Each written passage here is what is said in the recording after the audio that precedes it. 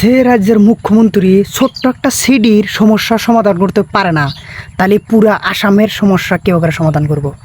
এই যে ভিডিও দেখতেছেন না আপনারা, এনার সব ভিডিও হইলো গুয়াহাটি সিডির ভিডিও। এটা গুয়াহাটি সিডির অবস্থা। এটা অল্প একটু বৃষ্টি নামছে, পানিতে হাতার, এক ককাল পানি, এক বুকু পানি,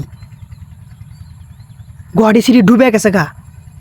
অল্প একটু বৃষ্টি নামছে, ওই সিডির সমাধান হইতেছে না। অতি মুখ্যমন্ত্রী হিমন্ত বিশ্ব শর্মা সেই সিডির সমাধান করতে পারে না। সিডি একবারে লেত্রা বর্তমান।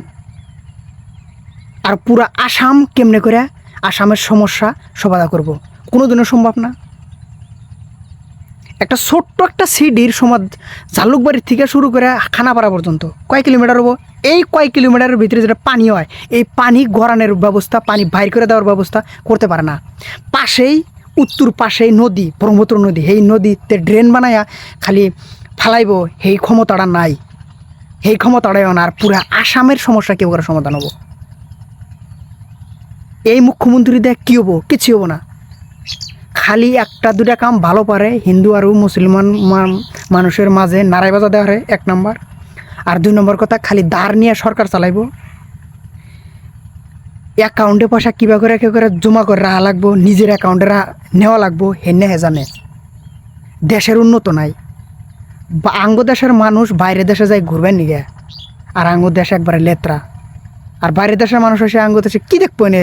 নদী ছাড়া বালু ছাড়া তো কিছুই নেই। আমরা তো কিছুই মানুষকে দেখাবার পারি না। এই সমস্যার সমাধান কবে হবো? এই যে ভিডিওগুলো দেখতেছেন, এনে সব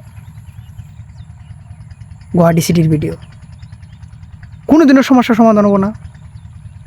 ড্রেনের নামে কোটি কোটি টাকা আসে, ড্রেন সাফা করার নামে, পানি যাওয়ার জন্য, গড়ানোর জন্য, গুয়াহাটি সিটি ক্লিন করার জন্যে এক পয়সারও কাম করে না। এই সরকার দিয়ে কিছু হবো না। তো সরকার চেঞ্জ করেন, কাম হবো। ভিডিওটা তো ভালো লাগে, আপনারা সবাই শেয়ার করেন। ধন্যবাদ।